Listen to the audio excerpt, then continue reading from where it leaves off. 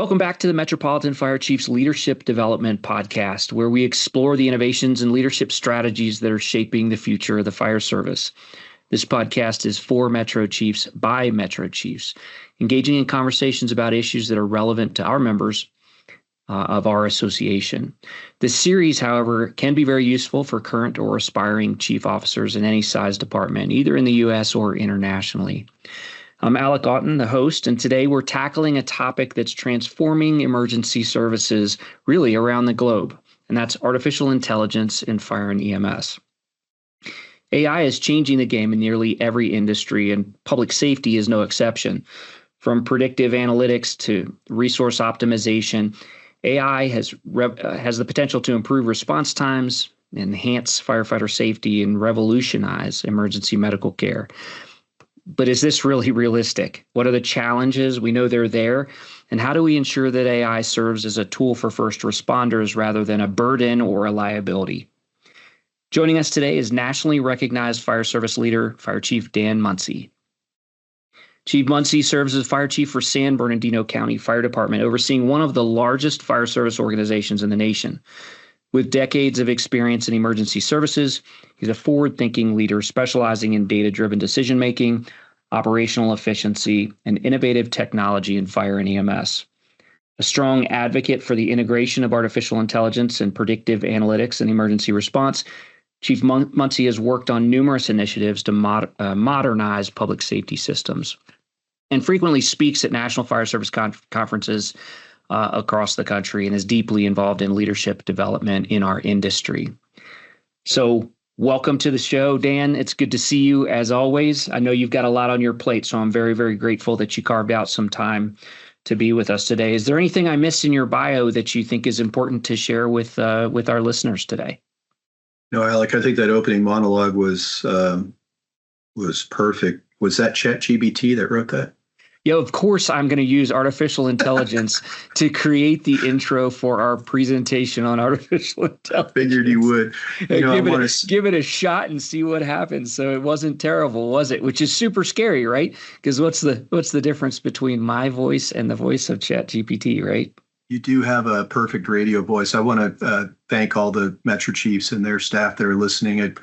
I found these conversations very valuable for our leadership team to kind of understand what other chiefs around the nation, and they're often surprised. They're like, whoa, the other Metro agencies are considering this. They're sharing these problems. Wait a minute. San Bernardino County is not the only agency that's having problems with apparatus. So this is quite the undertaking, Alec, that you've taken on, and we really appreciate you and Otto Drozd and the Metro Chiefs for supporting this initiative. Well, thank you for that. And it wouldn't be anything and just be my talking head was spouting out my nonsense without people like you coming on who have some experience in the industry, first of all, and then specifically with the challenges that we're talking about. So I'm as grateful that you're here.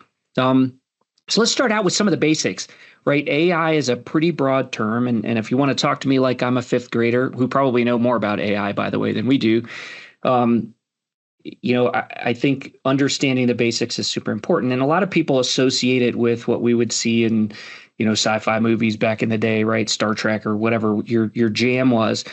But in reality, it's not that pie in the sky, right? And it's already here in a lot of forms already, just as you mentioned today, even an introductory script that can be created in seconds around it. So can you give us a broad overview of how AI is currently being used in fire and EMS agencies, at least the ones that you're aware of?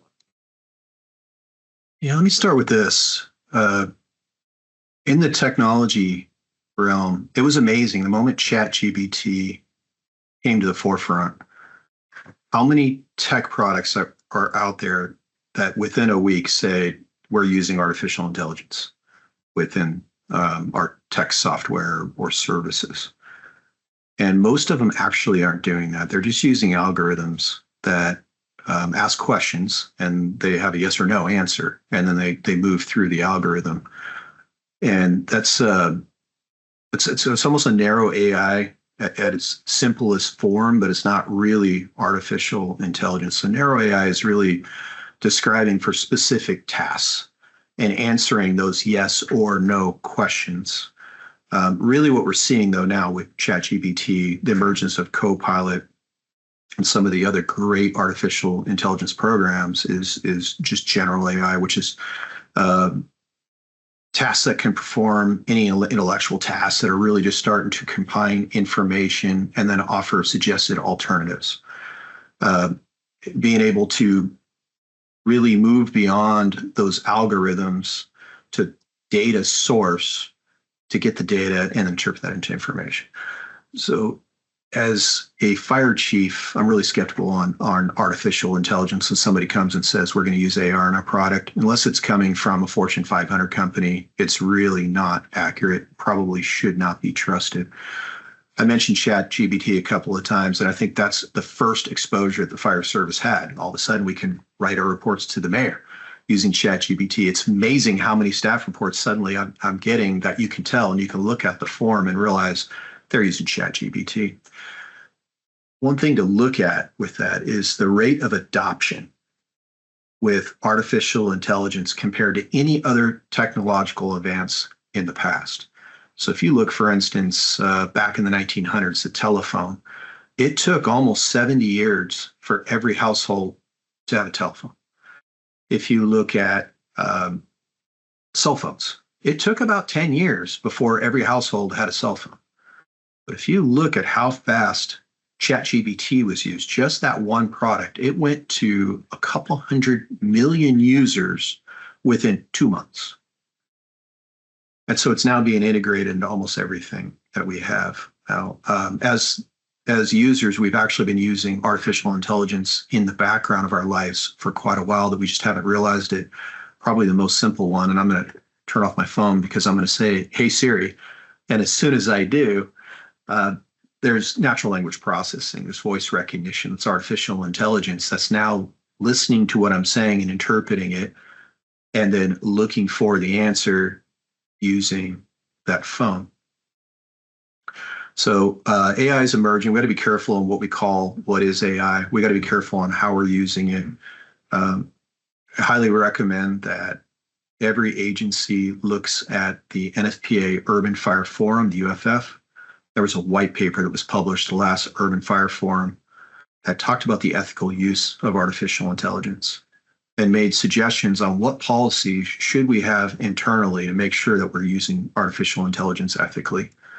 A simple example is that the moment that OtterBox and some of the other transcription services came out, we started seeing AI assistants popping up in our meetings. And those AI assistants are recording conversations and they're transcribing, which can be illegal in some states unless all parties are aware that this is actually occurring. That's probably a simple way to look at it, but from the public's viewpoint, looking at how are we using artificial intelligence to make decisions that can be impactful. Are those decisions swayed by any biases? It's very easy for the data that's collected on the internet to be very biased. Is it disparate towards any of our communities? Are other great examples? And then how are we using artificial intelligence to gather the information and then actually keep that information? A good example would be probably robotics using drones that are using imagery and interpreting those imagery.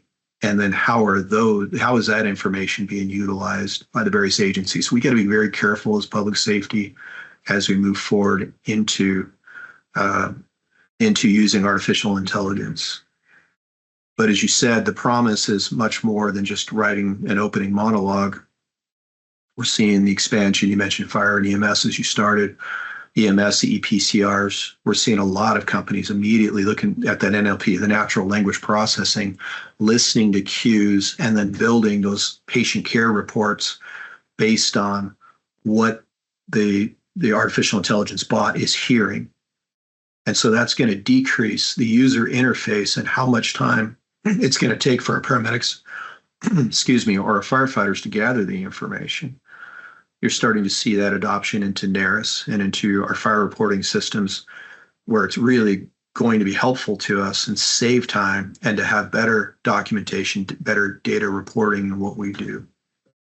Well, that was my question, so you just read into all of the questions that I've got prepared for our meeting today and touched on a lot of those critical topics. You mentioned something in the opening. You talked about the you've seen so many more reports coming through right from your staff that are taking the critical events that have happened and putting that in a report in front of you.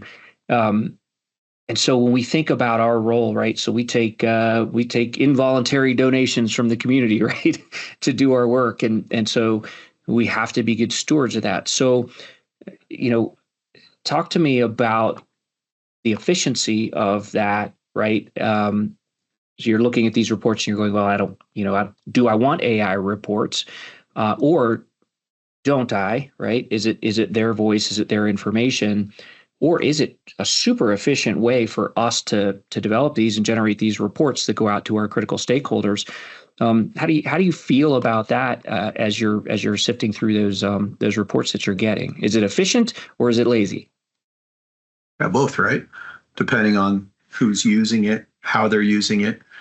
I think that goes again to the policies that an organization writes and enforces. So what is your policy on artificial intelligence? Frankly, a lot of the AI generated reports that I receive are well written and they're concise. And to be even more frank, I'm a user of Microsoft Copilot for Government. And so I condense what's being written using artificial intelligence to provide me information very quickly.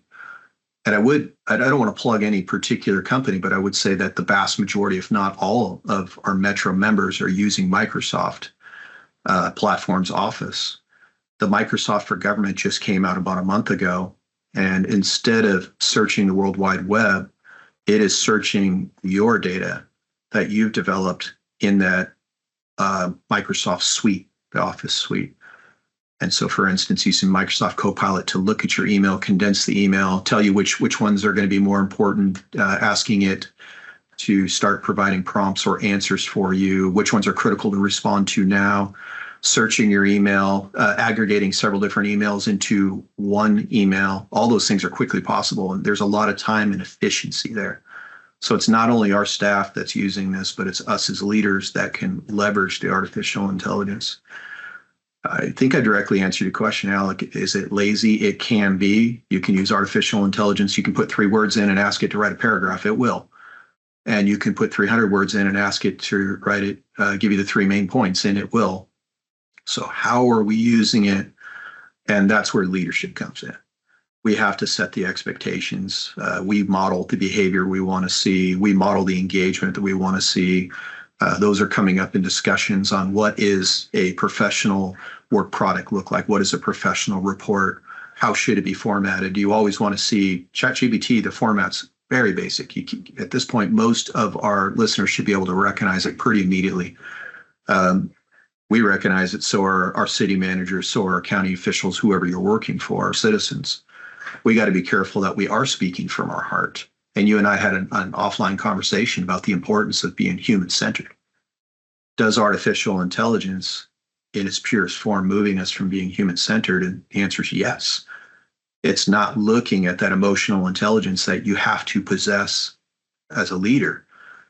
And so we have to have that human intervention as we're working through the different application areas that artificial intelligence is involved in. As you implemented, you mentioned Microsoft Copilot for Government, which is something that we don't currently have here because our IT has been resistant. So it's really interesting. You hear these chief security officers, right, chief information officers in organizations who don't even really, they're nervous about this, right? And so they come into leadership team meetings and they talk about, hey, don't use AI, but we're not going to provide you a solution that is secure, right?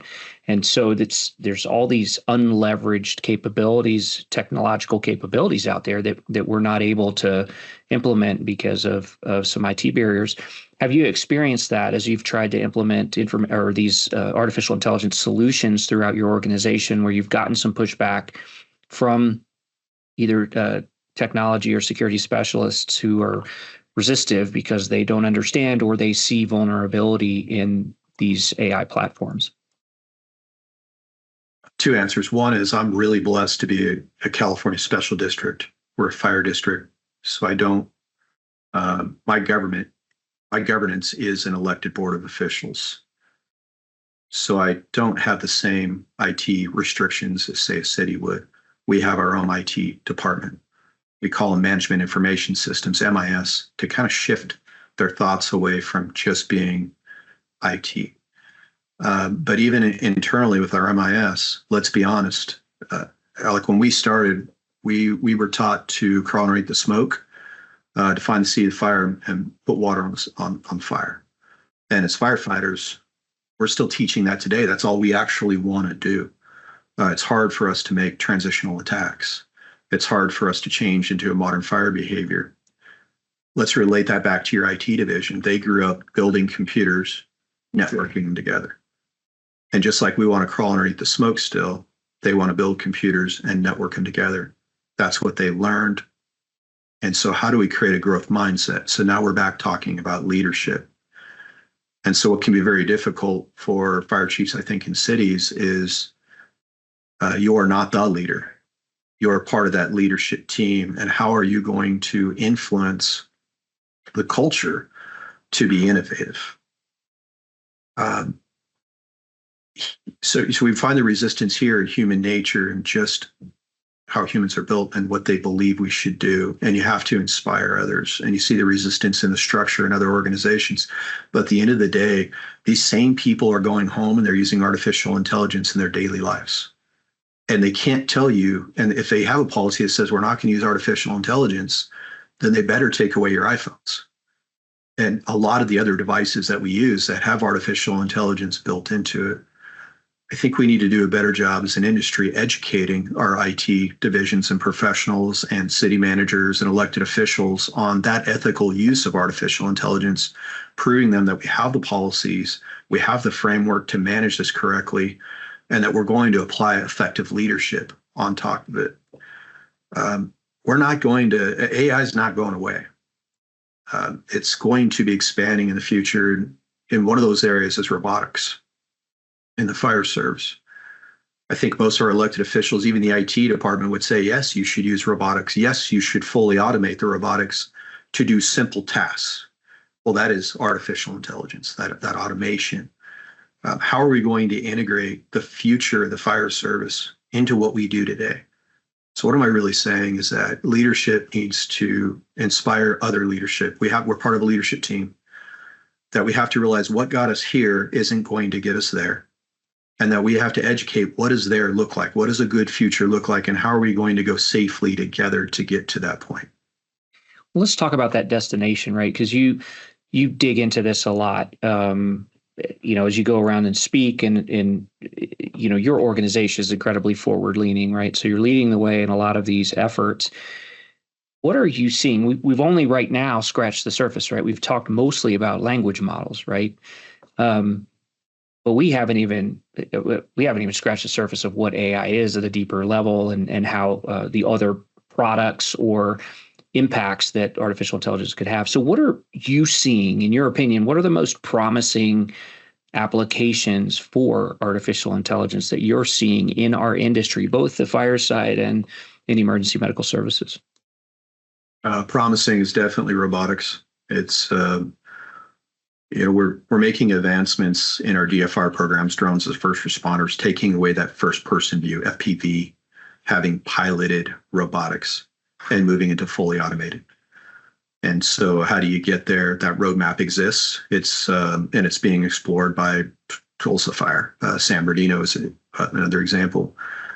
That is going to be using artificial intelligence to operate those robotics. Right now, the viewpoint in society, and definitely in public safety, is that robotics augment humans. We have to realize that the future is humans are going to augment robotics to perform tasks. So an example of that, Alec, is in one of our cities, we respond to about 250 fire type unknowns per month.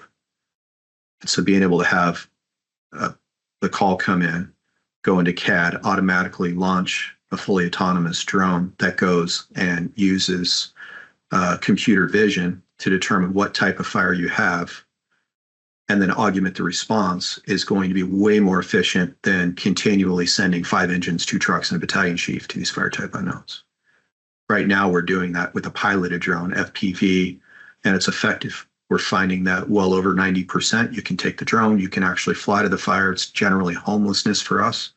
You can get on the loudspeaker and you can say, this is the fire department, I need you to extinguish that fire. And we're having a huge compliancy rate. It's like well over 90% of the homelessness now putting out their fires. So with efficiency, we're going to be using artificial intelligence with robotics. Why would we? The safety is the second. Why would we continue to put our firefighters in IDLH environments when it can be performed safely with robotics? I know that in our regional UASI, we're looking at quadrupeds or spots, Boston Dynamic spots, that have bomb sensing packages. Right now, we have dogs that do that. We have humans that do that.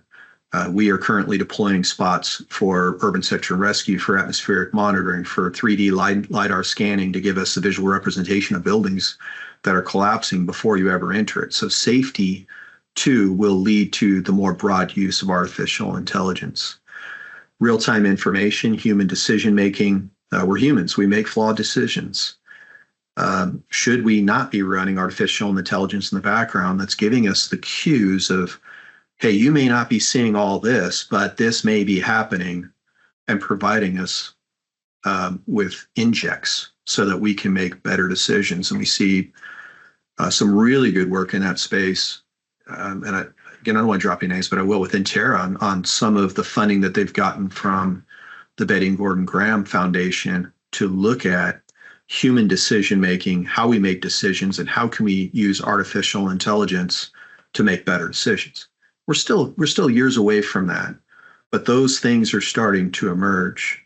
I already mentioned better documentation, record keeping, sorting through information, and then obviously we've talked about it several times, being able to provide information in a better streamlined fashion to the end user so they're able to receive it. So I think those are the exciting things. But I do want to mention, I want to walk back a little bit on what is it really going to take for artificial intelligence to be safely applied in public safety. I mentioned that Copilot for Government is looking at your data. It's looking at your emails. It's looking at the documents you've produced within that Microsoft environment with the option to go in the World Wide Web. And the reason why there's an option is we know that everything on the World Wide Web, if you're data mining from that, it's not going to be accurate information. But I would say that most of the software that we deploy in public safety is based on flawed information to some extent, flawed data, really. And then we're taking that flawed data and we're interpreting it into information. One of the things that we really need to do is have definitive data sets. I understand, speaking to LA County, to one of their CTOs and speaking to some industry professionals, that during the Palisade fire and the Eaton fire, a couple of alerts went out, alerting millions of people to evacuations, and these alerts were sent in error. And how does that happen? And it comes down to that definitive data set. They were using different data sets that were supposed to be the same, but because they weren't, there's going to be anomalies. It was causing disruptions in the entire system. So we have to solve this problem with public safety on how are we going to store our data in a way that it's clean, that it's aggregated, that it can be accessible, that it can be agnostically acquired with security. And the way I kind of think of it as a paramedic is the 5 patient rights plus 1, and you'll probably remember those. But it's got to go to the right patient, the right person. It's got to be the right route on how we give this data. It's got to be the right concentration. In other words, you don't want to do data overload, and it's got to be the right security as we're providing this data. So where do you do that? How do you do that? And the answer in public safety has always been the CAD. Everything that's important to us is stored in the CAD. But we've moved beyond the ability to store our data in CADs. And we know about the Internet of Things and the different data that exists. We want this data. We want to know the real-time street data. We want to know the real-time water flow pressures, we want to know building information, but where do we keep all that? How do we access that? And so we've, as an industry, gone out to get software. And there's certain software companies that do really good at acquiring data points, providing us the information. But then we end up with several different software dashboards. And a lot of those are flawed because the data that we're giving to those software isn't definitive. It's dirty data. It's erroneous data. And we get frustrated with that. And we say this just isn't working. So I'm going to make a plug real quick for the public safety cloud. And this is really where we're going in the future is how do we own our data as public safety? How do we put it into a place that it's going to be clean? It's going to be standardized and it can be agnostically given to our software companies and information being given back that we can share. And that's moving into that cloud environment where public safety owns that public safety cloud. And once we own that, now we can move into smart cities. We talk about artificial intelligence. The premise on smart cities is that we're going to use artificial intelligence to make good decisions through all levels of government. We're going to be using artificial intelligence to acquire the data and the information that we need through all levels of government. Public safety has to have a seat at that table. We cannot be left behind. We probably are going to be the greatest users of that data real time. Our city managers are going to look at the data as being something that they need to make decisions in the future. Almost not dynamic, but decisions that are based on a future point. They can wait for the data to be acquired. We can't. We got to have it right now. We have to have the right data and it has to be actualized. Humans can't do this. Artificial intelligence has to be applied to the security of the data, the gathering of the data, the agnostic display, the giving the right person the right information at the right time.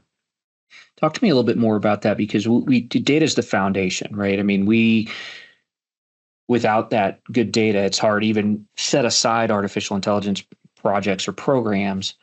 It's hard for us to evaluate the performance of our system, right? And so that data becomes the foundation. John Oates would, be so happy that we're talking about this, right? That as he calls it, that we're making data-inspired decisions, right?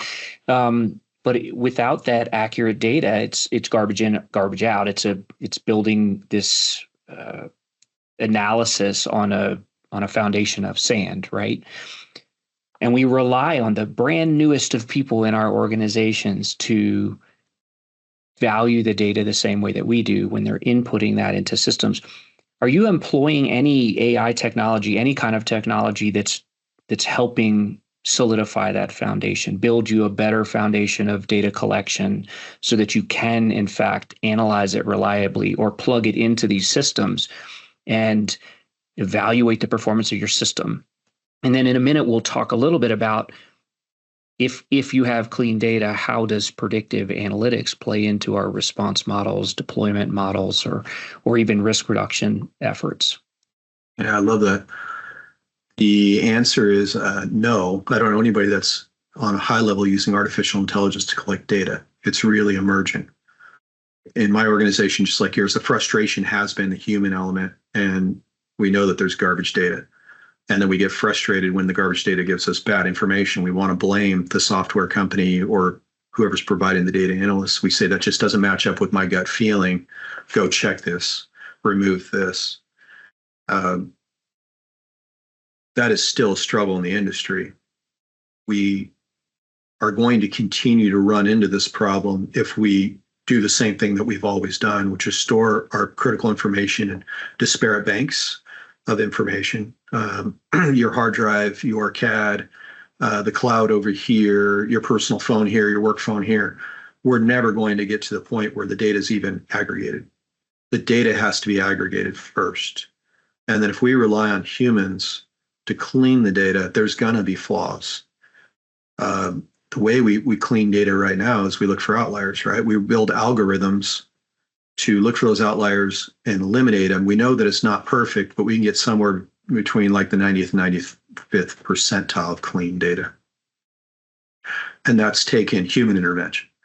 That can quickly, and that is starting to quickly being handled with artificial intelligence. It's also examining those outliers and saying, are these outliers valid?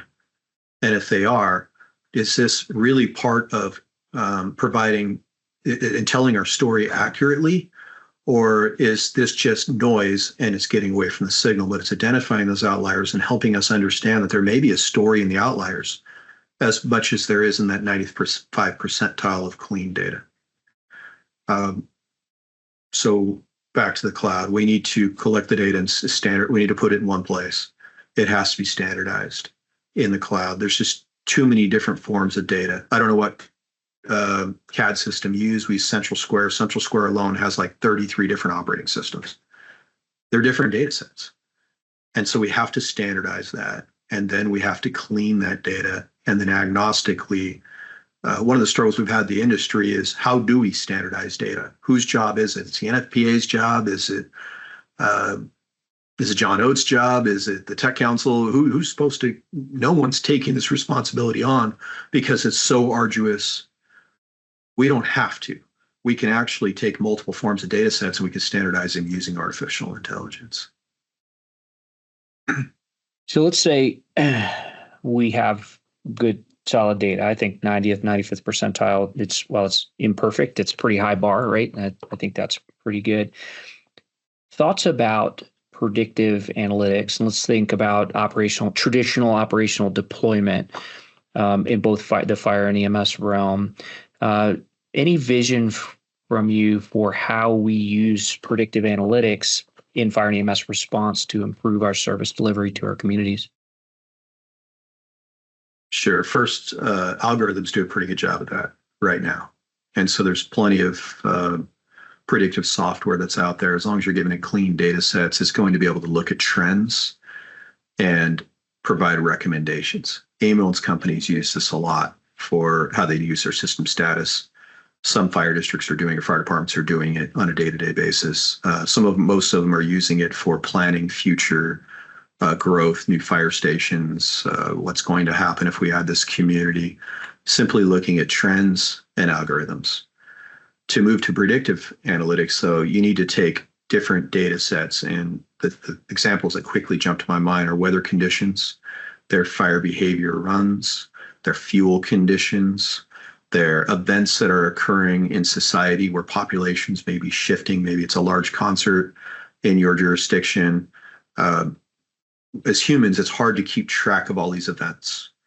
And generally, most agencies don't have that one person that's thinking about all these form factors and then going back to the ops chief and saying, hey, this is what I see. This is going to influence our responses. But the predictive analysis and artificial intelligence has the ability to do that. And that, again, is emerging. And I mentioned Terra is working on that, some of the decision-making factors that they're doing. But a lot of that is, it's going to be a couple of years away. But the fundamental problem, again, is, Alec, where do we store our data? If we continue to store it in disparate areas, it's going to be frustrating to us, and we're going to continue to lag behind to that cloud environment. It's crazy. None of us store pictures on our iPhones, on the actual iPhone. It's all in the cloud. Every one of us. We don't store pictures on our computer hard drives. It's in the cloud. Yet we're literally storing our fire department run data often in hard drives on our CADs, and some CADs are moving to the clouds, and that's great. We have to have that environment in order to go to predictive analysis of future events.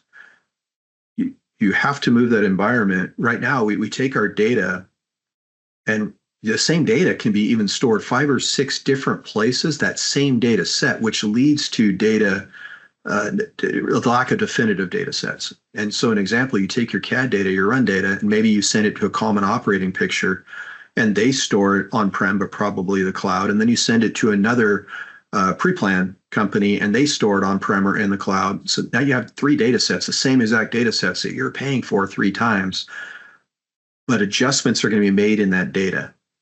And if that data isn't lining up, it's going to affect the predictive analysis of the future. NARIS is moving into a bright future, and NARIS, as intended, I'm very hopeful that even with Dr. Lori Moore-Morell's departure from the U.S. Fire Administration, that vision is going to continue moving forward. It's really looking at these problems we just solved. And if you want to have good artificial intelligence, you have to have the good data sets. Without those data, and it has to be accessible, and it has to be shareable, and it has to be secure. It can't provide overload. That has to be solved. And so if we think about predictive analysis right now, it's simply going to be software. The vast majority of software you're going to use is going to be based on algorithms. It's not really going to be used on artificial intelligence until we have those definitive data sets locked into a system like NARIS is intended, or the public safety cloud. So you've mentioned the security of the information. You've mentioned bias a couple of times when we talk about how we use artificial intelligence. Let's dig into, if you're okay with it, some of the ethical concerns or challenges that come from being a public service, sometimes government, sometimes quasi-government organization. But regardless of what your structure is, the public trust is critical, right? We need to be able to wear our uniform and be gifted that trust from our community. So trust is a critical piece of our relationship with the communities that we serve. So let's dig into some of the ethical concerns around whether it's the operational use of artificial intelligence or predictive analytics or report writing or whatever it is. When you lay awake at night, which knowing you probably do for a variety of reasons, but when you lay awake at night thinking about the ethical concerns, considerations, or challenges associated with really embracing artificial intelligence in all of the facets of our operations, what are you thinking about? Well, again, I think the UFF paper that was provided last year to the participants and then disseminated is a good place to start. That looks at the ethical considerations of artificial intelligence and then suggests the policies that should be in place. Our employees want to know what good looks like, and they need to be given a box of what they're going to operate in on what that good looks like. And if we're not starting there, then you're going to have some violations of public trust in how you're using artificial intelligence. Our employees are going to be bringing AI tools to work if we don't give it to them. They're still going to be utilizing them. But where is the information that they're gathering? Where is it going to be stored? How is it going to be secured? Is it HIPAA compliant? We can all understand that. A few years ago, there was pictures that was taken of a gruesome accident. I mean, it's probably happened 100 times through metro agencies, and those pictures were distributed. Now think about what artificial intelligence, the information that it's gathering, if that information is disseminated widely and it's sensitive, it's violating HIPAA.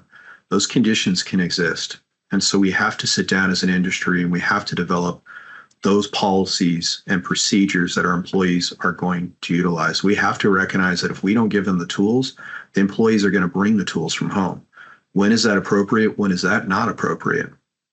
And if they do bring devices from home and they're operating them, I would dare say that there's metro agencies out there where their firefighters are bringing in their personal drones or now other robotics, wearable devices, using maybe even some of our paramedics, I would hope not, but using artificial intelligence to transcribe the patient-provider interactions and then condensing that into a report. Our workforce is going to find the easiest way to get good information to keep them safe and be efficient. So we need to be thinking about how are we ethically going to be working with our workforce to meet those objectives. Keep them safe. Let's make sure it's efficient. Let's make your life better. Let's make sure that we're serving Ms. Smith in the highest capacity possible to create her experience with us better. So that paper is a good example of where to start. It starts providing the framework where policies are out there. I think we could send a request to Auto Droves and ask the metro agencies, what policies do you have in place? I don't think all of us have. I think there's some laggards here that just haven't really put much thought to it. And you're going to be very reactionary with how artificial intelligence is utilized, and more importantly, how is it going to be disseminated out and possibly in a way that's harmful to that public safety trust that we have with our communities.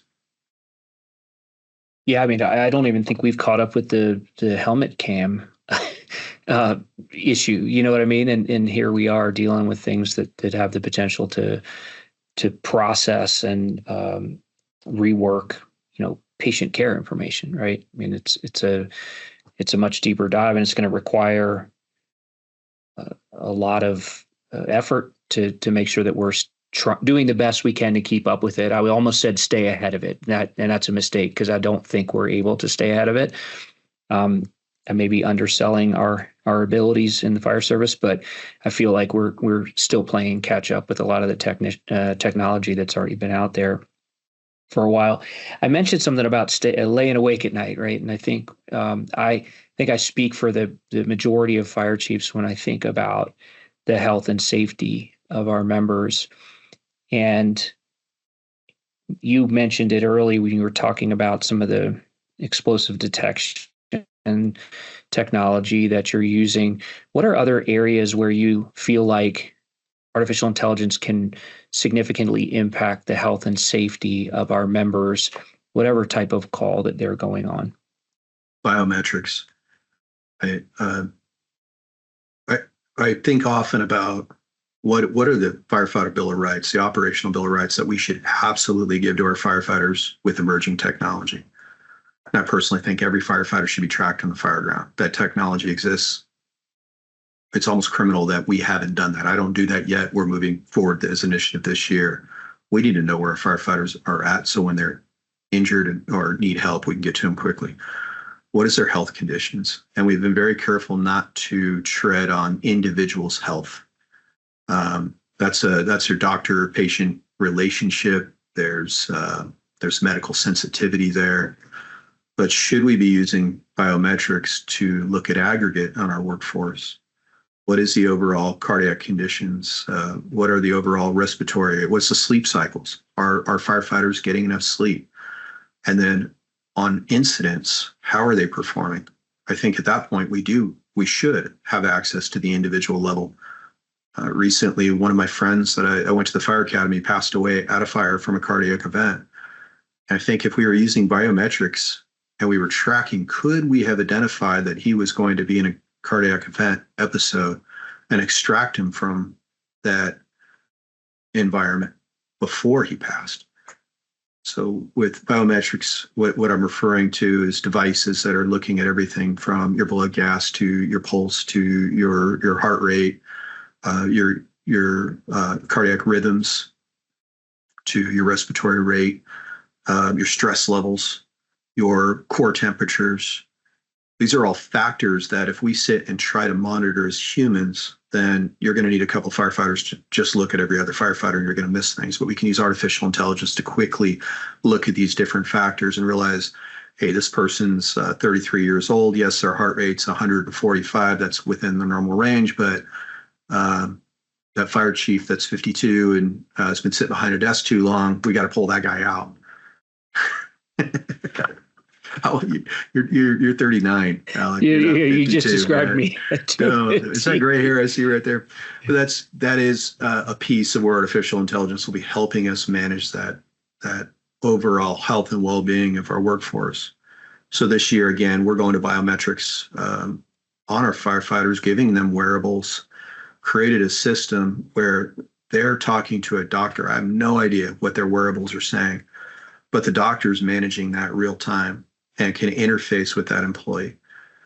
We're looking at the NFPA physicals and how NFPA physicals, frankly, are a snapshot in time. And if you and I know that we're going to go to our annual physical, what are we going to do for the 2 weeks leading up to it? We're going to start eating healthy. We're going to drop a few pounds. We're going to do a little bit of running, and then we're going to try to be steadily, right? When we go to the NFPA physicals, that's a snapshot.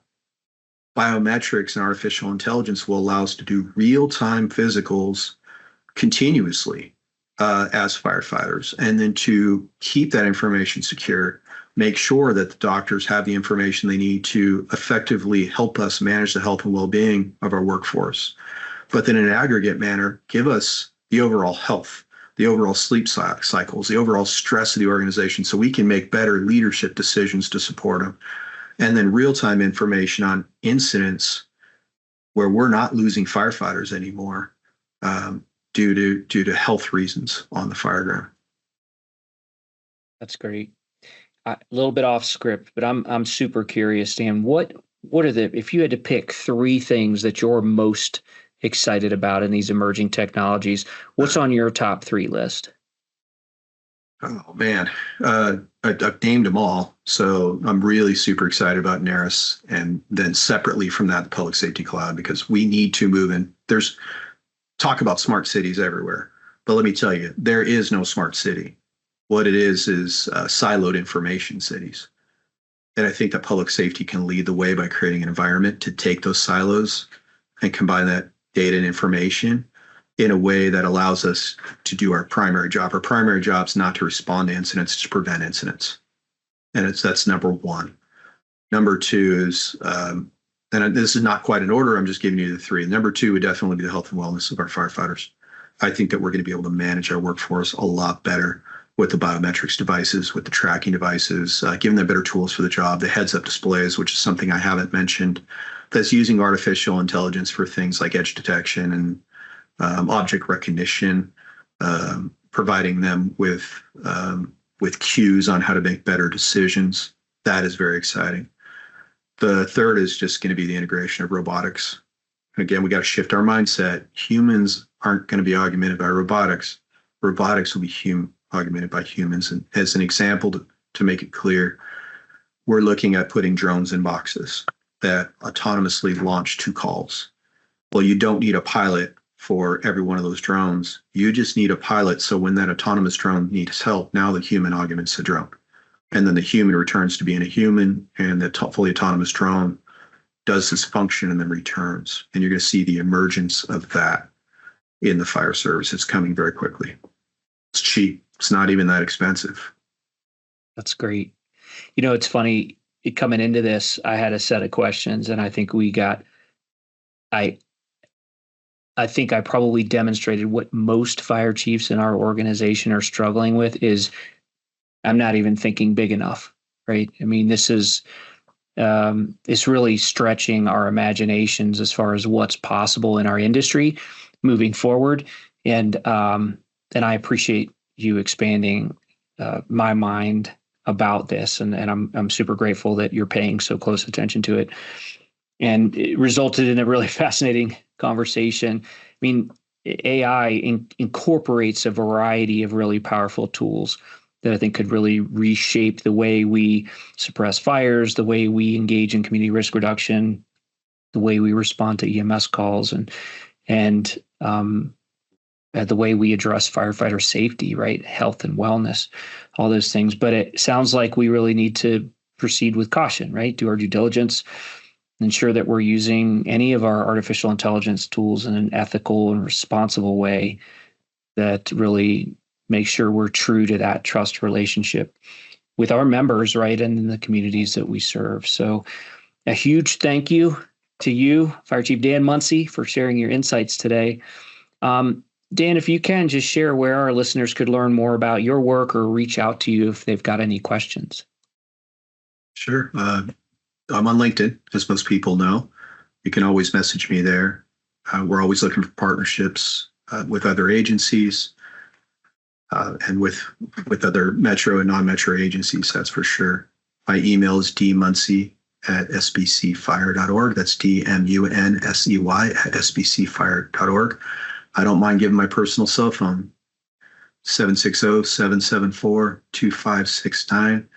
760-774-2569. Alec, I want to close with this. You mentioned a lot of us aren't thinking far out enough ahead.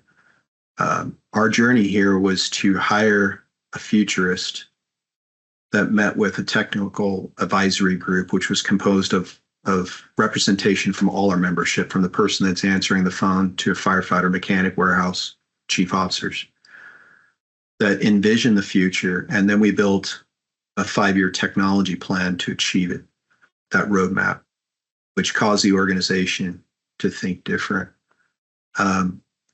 We talk often about San Bernardino County punches above its weight class. And the way we do that is partnerships. We'll partner with anybody, public, private, universities, researchers, communities, anybody that has a crazy idea will listen. relationships. We're better together, and establishing those relationships. Like any metro chief knows that if you just stay in your bubble, no one's going to come tap you on the shoulder and say, "Hey, Alec, I got this great opportunity." You have to go find and create those opportunities to do that through relationships. And then we're innovative as a culture. To think about thinking differently, question what we believe is fundamental truths, fundamental metrics. We've been taught that recently, I think over the last 10 years on response times. We used to say 5-minute average response times. Now there's probably not a metro chief out there, let's say 5-minute average. They'll give it 90th percentile. We changed our level of thinking there. So what are we going to change our level of thinking in different areas? That just seems like it's impossible. I think of John F. Kennedy when he got in front of the nation and said, "We're going to put a man on the moon." Dude, go look at like a 1965 Mustang. That was the technology that we used to put someone on the moon. The way we did it is with a vision. Metro chiefs are visionary. And so one of the last stories I'll give is that we're often taught in the fire service, especially on the West Coast, is that we're going to keep wildfires 10 acres or less 90% of the time, 10 acres or less. But the problem is and we did it. That's an easy metric for us to obtain. I think every agency pretty much hits that one. But the problem is that 10% that's going over 10 acres killing us. And so what does it take to shift our mentality? And our goal here is very ambitious. We're going to put a man on the moon. Let's keep wildfires 10 square feet or less 90% of the time. And there's going to be naysayers that come out and say, well, that's impossible. How do you keep wildfires 10 square feet or less? Well, is it with early detection using artificial intelligence? Is it when you have response using robotics to control that fire? Is it when then you then send humans to ensure that that fire is confined? So if you change the way you think and you're thinking a little more clear, I think it does drive innovation throughout your organization. I appreciate the conversation, Alec, as always, and thank you for your leadership in this. And for the one Metro Chief, it's probably Aaron Lipinski that's made it through. Thank you for listening all the way through. Well, it sounds like a challenge, right? You're challenging our organization, our association to be better and to set higher standards. And I appreciate that. And I am in the 26 budget request. I'm going to put a futurist in there just to see how my city manager responds to that, because I think he'd probably get a kick out of that. But it really does. I mean, it takes somebody who isn't constrained by the way we've always done things, right? The 100 years of tradition unimpeded by progress, right? You've heard that mantra. I don't think that's true of the Metro, but it is probably true of a lot of organizations. So, Dan, thank you so much for the great conversation and an incredible amount of information for our members to process. It's great for us to hear from innovative and experienced leaders. And I know I speak for your peers in the Metro when I tell you that I'm grateful that you're willing to share your ideas and perspectives with me and with them by extension. So that's it for today's episode of the Metropolitan Fire Chiefs Leadership Development Podcast. And thank you. If you've taken the time to sit here and listen to an hour-long podcast about a really important topic, this series is created by Metro Chiefs for Metro Chiefs. And if you enjoyed this conversation, be sure to subscribe, leave us a review, and share it with any colleagues who you think might get some good information out of this. Also, if you have ideas for topics that we should cover, please send us an email and we'll get after it. Stay safe, stay innovative, and until next time, please continue to live out the Metro vision of being a place to belong, inspiring success. Have a great day.